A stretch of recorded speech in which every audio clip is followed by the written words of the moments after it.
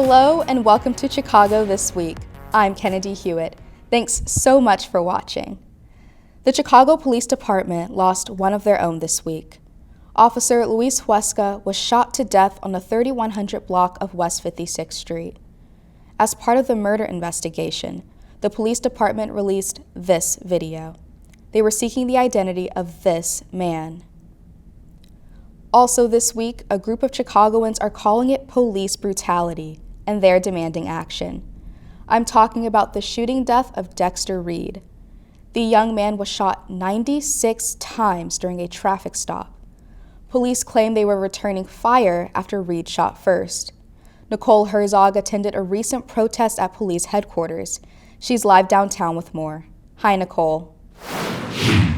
Dozens of protesters are now calling on the Chicago Police Department to fire the 5 officers involved in that shooting. Their main message, enough is enough, and they tell me they won't stop until they see a change. Protest chants echoed outside CPD headquarters ahead of the April police board meeting. They're calling on the police department to fire and prosecute the officers involved in the shooting death of Dexter Reed. Dexter Reed should be alive today. And he wasn't a criminal. Police body cam video shows a team of 5 police officers pulling Reed over in an alleged seatbelt violation on March 21st. That video captures the sound of police firing 96 gunshots in the span of 41 seconds. Though police say Reed appeared to fire first. An officer was shot in the hand while Reed collapsed and later died. These things happen too much to the point where it's become common, where it's normal, and I think it starts because there's so many people willing to pass the buck and not be accountable and responsible. Organizers of the protest also said they're demanding an end to pretextual traffic stops and jump-out crews to prevent more deaths in the future. This is not just about those 5 cops, right? This is about the entire system of policing. Police Superintendent Larry Snelling has not commented on the Reed shooting or the calls for firing. He instead told protesters during the meeting that police are working on bettering their relationship with the community. Dozens of protesters continued to rally inside the meeting and say they'll continue to do so until their demands are met. I feel angry, I feel sad, but I also feel motivated to come out here and fight for justice. And we just learned the family has officially filed a lawsuit against the city of Chicago and the officers involved. They're claiming police brutality. For now, live in the loop, Nicole Herzog, Chicago This Week. Thanks, Nicole. Climate activists around the world celebrated Earth Day this week. Initiatives include reforesting parts of the globe, ending plastic pollution, and pushing voters to choose candidates that will act on climate change. Here in Chicago, people took to the streets, pushing industries to stop funding fossil fuels. Haley Samples is in the city with this report. Hi, Haley. That's right, Kennedy. Dozens of people attended this protest, many of which were high school and college students. They're concerned about the environment for future generations. The planet, the people, always over profit. In honor of Earth Month, environmental activists are demanding that banks divest from fossil fuels. This month, students and concerned citizens with Fridays for Future took their cause to the streets of Chicago. Today's strike was about stopping the money pipeline. A literal and figurative pipeline. Data shows that banks are one of the biggest funders of fossil fuels. A recent report found that since the Paris Agreement in 2015, J.P. Morgan Chase invested over $4 billion into gas and oil infrastructure that's proven to harm the planet. Other banks like Citi, Wells Fargo, and Bank of America were trailing right behind. Demonstrators marched from the Loop to the Chase Tower downtown and stated their demands, such as healthcare access, clean air, and safe water. What do we want? Climate action! When do we want it? Now! They want J.P. Morgan to divest from fossil fuels and reinvest in more sustainable technology. It's urgent. This is our planet. It's our right to save it. They also want President Biden to declare a climate emergency. I always knew it was a problem, but I never realized how little action was actually being taken to protect our planet. Fossil fuels have a direct correlation to the increase in global temperatures.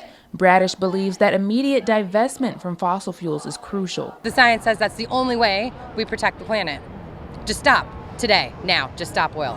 No more oil! While JP Morgan Chase did not respond to the call for divestment, they claim that the environment is a priority, stating, "Since 2021, we facilitated more than $240 billion for green activities.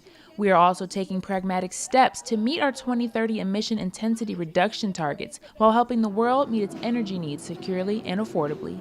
From The Loop, Haley Samples, Chicago This Week. Thanks, Haley. While some spent Earth Day demanding change, others took their shovels, rakes, and trash bags to local neighborhoods to clean things up themselves. Jasmine Thomas talked to a group of volunteers in Roosevelt Square. Here's her report. This is Roosevelt Square, the site of a community cleanup this past Saturday. At first glance, you wouldn't think that this community needed the cleanup, but SOS Children's Village tells a different story. SOS Children's Village is an organization that provides a safe and supportive community for foster children. Our neighborhood of houses for the village is located just 2 blocks away from here, and so we want the foster children to see that we are doing our very best to provide a safe, clean, and healthy environment. Rebecca Cerna is no stranger to this community and has seen how it's grown. I grew up just a few blocks away from here, and growing up, we didn't have stuff like this. According to Scenic America, scenic beauty improves quality of life. It is good for our minds and our bodies, so community cleanups can improve the health of the residents. Just like sometimes we internalize trauma, we very much internalize all of the positive things as well. Not only does the community feel the impact, volunteers told me that they're impacted too. I just now heard someone say they're cleaning our community. It's amazing, and it's such a good feeling to hear that. If you were on the fence about coming out to a service event, here's a message to you from volunteers. There's no way if you do something like this, you're going to feel worse than you did before. I'm going to take Nike on this one and say just do it. Yeah. Get dressed and come on. From Roosevelt Square, I'm Jasmine Thomas, Chicago This Week. Thanks, Jasmine. We have so much more news coming up. We'll introduce you to the media experts teaching young people how to create professional content. We'll take you to a new gym that only caters to women. And we'll show you the unique surprise way Taylor Swift launched her new album for fans here in Chicago. But we want to go to sports first. It's a huge week for the NFL.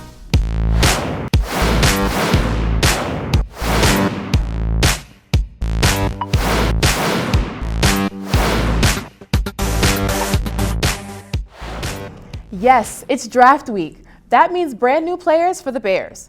Were all the predictions right? We'll find out. I'm Jasmine Thomas, and this is Chicago This Week Sports. Before we get to football, we'll start things off with women's basketball and the Chicago Sky. Our Mary Grace Grable has been following the team's picks, and she joins us with the latest. Hi, Mary Grace. One of the biggest names in female college basketball is coming to Chicago to play in the WNBA. One of her new teammates happens to be a longtime rival. We brought them together. We got them here. The Chicago Sky select. You want to always put pieces in areas that's needed to be stronger. And we got an opportunity to do that. And we did that with 2 incredible post players in Cardozo and in Angel Reese. Nearly 2.5 million viewers reportedly watched this year's WNBA draft, showcasing Camila Cardoso and Angel Reese being selected by the Chicago Sky. But, I want to help them to grow. I want to help them to grow in all areas in which we see they need growth and they know that they need growth. Player development is something what I was looking for, and they look for in me. So I'm super excited for this move, and I'm just looking forward to getting to Chicago. My main goal as a WNBA player is just to step in my game, being a sponge, soak it in everything from everybody, learn each and every day, and be a better version of myself each and every day, be open to learn new stuff, and stay ready. Camila Cardoso, University of South Carolina. Competing against each other since high school, the two finally have the opportunity to be part of a team together. Then when they come together and they're playing together, they're teammates. They're going to fight for each other. She's a great player. I'm a great player. So 2 great players together. Nobody's going to get no rebounds on us. Welcome to Chicago Sky. I'm looking forward to playing with her in practice and then in games, just bouncing off of each other. So I'm excited for this. Hey, congratulations. Thank you. I'm so happy. I'm so excited. I'm just excited to get out there and play with some of the big names of women's basketball. Thanks, Mary Grace. One basketball player who competed against Reese and Cardoso is a Chicago native who got her start at Marist High School. King Jemison talked to her and joins us now with this report. Hi, King. Hi, Jasmine. We all know about Caitlin Clark, but one of Clark's Iowa teammates who supported her incredible run is a Windy City native. People like to call her playing style Chicago tough. Here's her story. Iowa women's basketball sold out arenas across the country and set countless viewership records on TV. It was a historic season. A Chicago native was right in the middle of this history. The things we did this year are definitely something special. We don't realize the impact that we've made on so many people and how much joy and happiness we brought. Sydney Falter grew up in Chicago and played at Marist High School for legendary coach Mary Pat Connolly. She was a 3-time All-State performer and won 2 region titles. She was a versatile player. She was our hardest worker and our best player, which is a great combination. Now a junior at Iowa, Falter didn't get much playing time her freshman and sophomore seasons. She became a key reserve this season. Falter gonna take it inside and one! Then, in the Big Ten tournament, she was thrust into the starting lineup after an injury and thrived in that role all the way to the national championship game. Everybody was talking about Sid. If I went to the grocery store, people would say, hey, how about Sid? Those were exciting times. She went in there and played as hard as she could in practice, and and now it's starting to pay off. Basketball is in her blood. Her brother Trey played at St. Ambrose University. Her dad played at Illinois Chicago and was an assistant coach at Marist. So amazing. My dad knows me more than anyone. He knows what's best for me even when I don't like it. From playing against 3rd grade boys as a first grader to shooting hoops on Christmas night, years of hard work in Chicago prepared Falter for her massive moment at Iowa. It means the world. I'll definitely remember that forever. With Caitlin Clark departing for the WNBA, the expectations for Iowa's next season will be lower. But Falter will be one of the senior leaders of a squad looking to reach the Final Four for the 3rd straight season. For Chicago This Week, I'm King Jemison. Thanks, King. Now, let's get into football and the draft. Here's Caleb Nixon in the studio to start things off with our special coverage. Welcome to Chicago This Week's NFL Draft coverage. I'm Caleb Nixon, joined by Nicholas Moriano, a Chicago Bears beat reporter for CHGO Sports.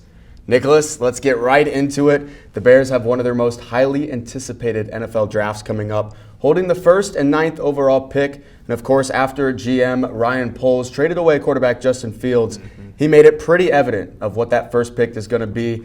So let's start there. The first question I want to ask you is it 100% USC quarterback Caleb Williams at number 1 overall?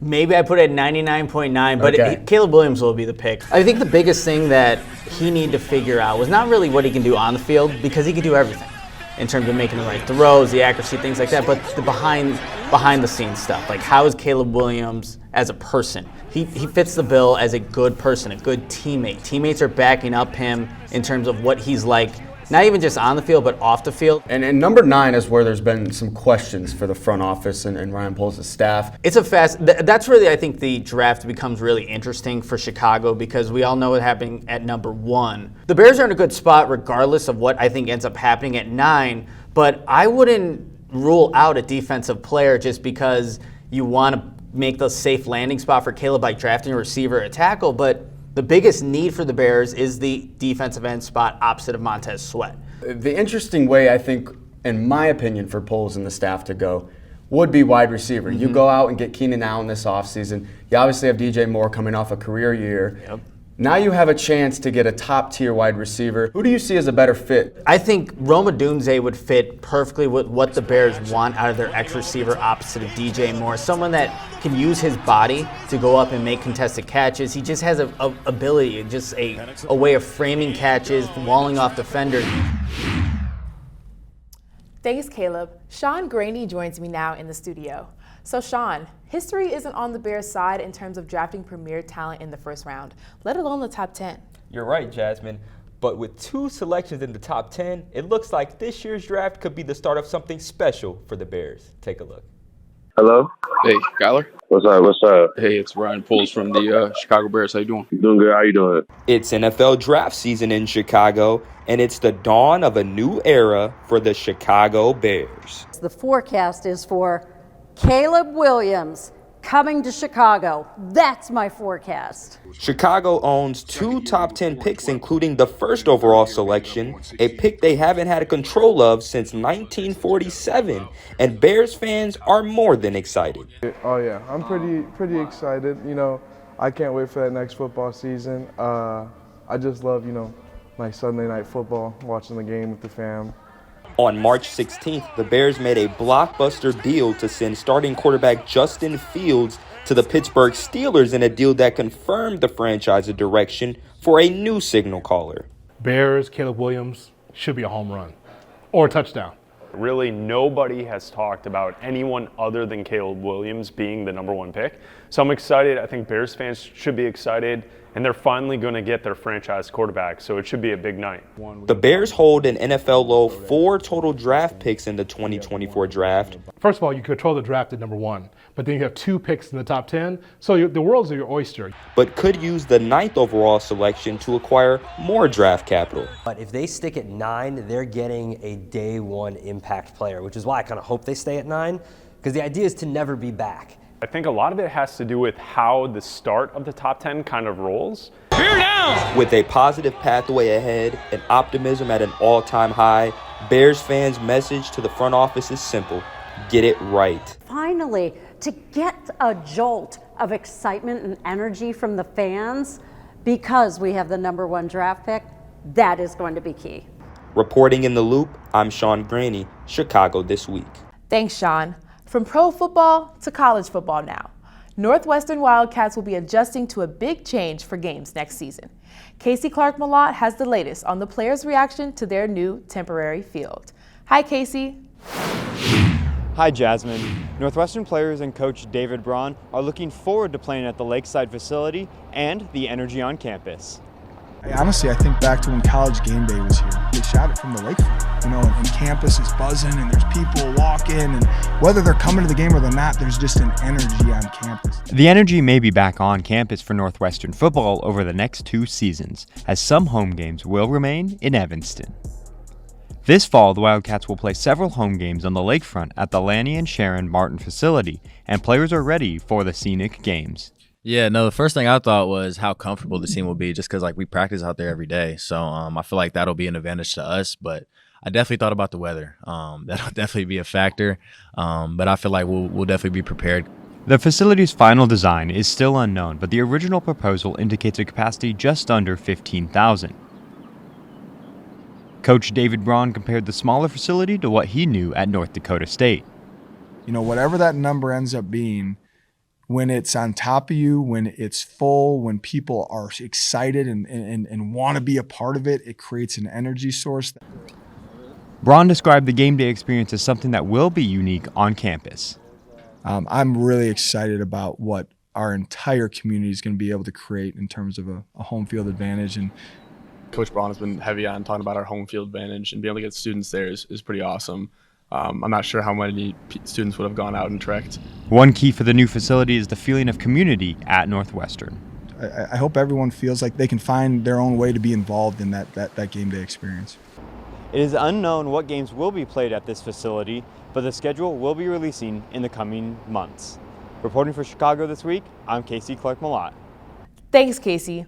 One local team that is officially done with their season is the Chicago Blackhawks. Karina Wilson joins us now. Karina, what are the fans and experts saying about the season? Jasmine, a Blackhawks jersey is the top selling in the entire league, despite having a losing season. Silence. Only the hustle and bustle of West Side streets remain as the Chicago Blackhawks miss the Stanley Cup playoffs again. It's a rebuilding process and it's very painful. The last time the Blackhawks made the playoffs was in 2020. This is the most losses any Chicago Blackhawk team has ever endured, and they're about to celebrate their centennial. Less than 3 blocks from the United Center, it's far from silent. The 2024 Stanley Cup playoffs have begun, and at the Barn Hockey Bar, the show must go on, even without the hometown team. The idea is to be one of the important pieces of this growing neighborhood. Luckily, the Barnes community thrives off of more than just the Hawks. it's not just NHL hockey. So many people come together. Usually when you're a hockey fan, you're very, very passionate. The sports bar is far from ordinary, with hockey memorabilia covering every inch. We've gotten it from the people that make the sport so great. For the Blackhawks, things are looking up for the young team, hopefully with more than 23 wins for the 2024 to 2025 season. This team is built for the long term only if they develop their prospects properly. And a place just down the road cheering them on. Hopefully this team begins its resurgence and return to glory. In a recent press conference, the general manager made one thing clear. He'll do everything he can to make sure next season doesn't end like this one. Back to you. It wasn't too long ago when employers could force someone who wore an afro, dreadlocks, or braids to change their hairstyle to something they considered more traditional. Our Anaya Jones introduces us to a local group that not only teaches young people to embrace the hair they were born with, but teaches them how to style it too. Hi, Anaya. Yes, Kennedy. I had the chance to travel to Evanston, where Candy Corbins has turned Robert Crown Community Center into a hair salon. Her impact on young girls is evident. Take a look. Logically, how could the way your hair grows out of your head ever be wrong? How could it ever be unacceptable? How could it ever be unprofessional? Because that's the way it came. These are all questions the Black community has asked society for hundreds of years. Candy Corbins, owner of Eye Candy Hair Studio, is reclassifying the standard of beauty. People cannot discriminate against you because of your hairstyle. Corbins founded Eye Candy Academy, a free 8-week training that teaches dozens of preteen girls techniques to care for their hair. An idea inspired by helping the parents of transracial adoption, a form of adoption where a child of one race is placed with a parent of a different race. You know, once I was teaching, I realized that there were a lot of people in the Black community whose parents were Black who didn't know how to take care of their hair. And I'm like, well, I'm over here helping people over here, but the people who look like me, they don't know how to do their hair either, or their kids' hair. After this realization, Corbins made mentorship her mission. According to Psychology Today, all adolescents need non-parent mentors. Allowing young people to mentor at places such as hairstyling salons helps kids improve their social skills while interacting with clients and improves their self-confidence. Take Devin Cravens, for example. She's like a mentor to me.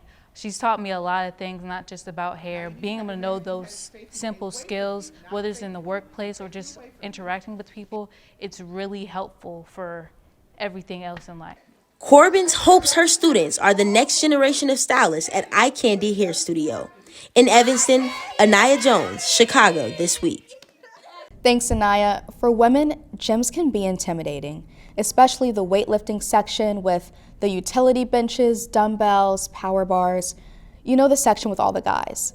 Well, that's not a problem at a brand new gym that opened up in the city. I was at the opening. Take a look. On average, only about 20% of women lift weights. But in Ray Reichland's gym, that stat goes out the window. The 32-year-old founded Ladies Who Lift in 2017.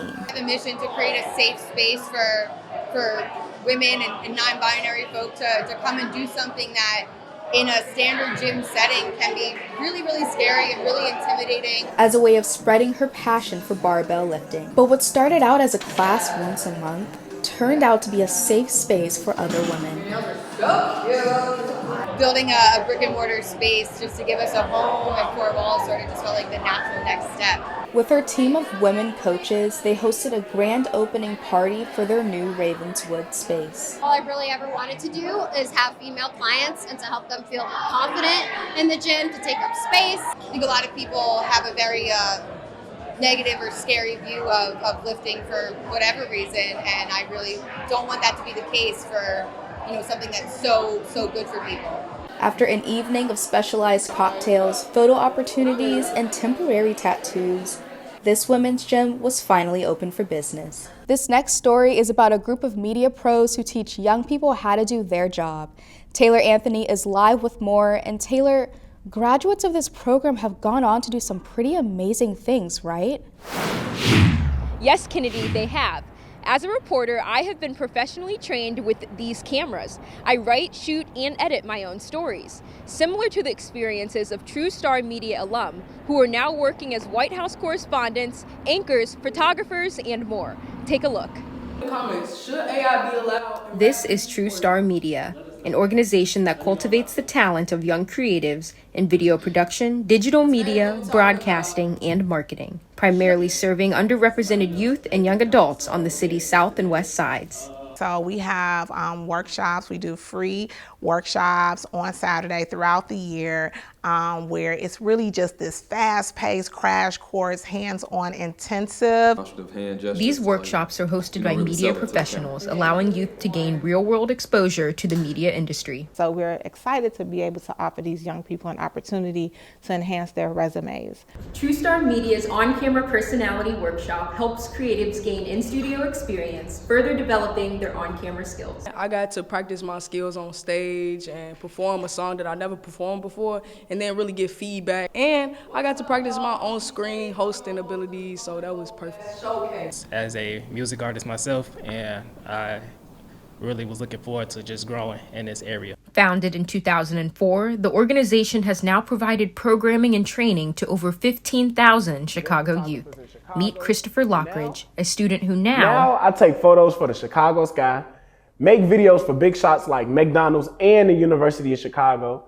It's very rewarding to just see young people come through the program and what it's able to provide for them, how it's able to shift their mindset on what's possible for their lives. In just a few weeks, True Star will be hosting a fundraiser for its 20-year anniversary.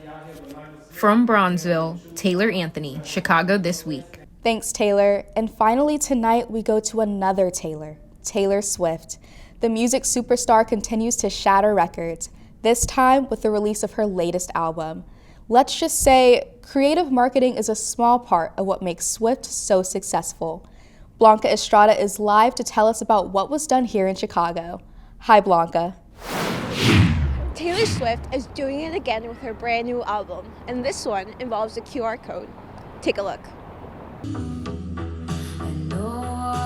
Swifties of all ages took over Grand Avenue this past week.